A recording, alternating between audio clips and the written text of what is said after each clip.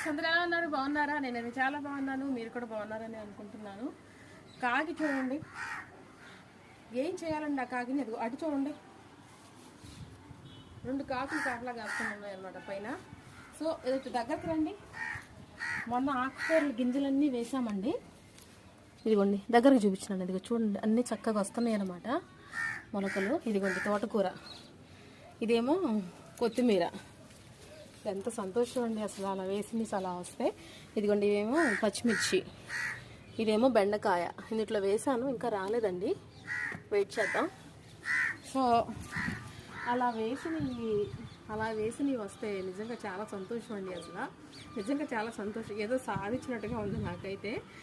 అవన్నీ అలా చక్కగా అలా మొలకలు వస్తుంటే చాలా సంతోషం అండి. తోటకూర కూడా రెడీ అవుతుందనమాట. అక్కడేమో కాకరకాయ వేసానండి, నేను చూపించాను మొన్న.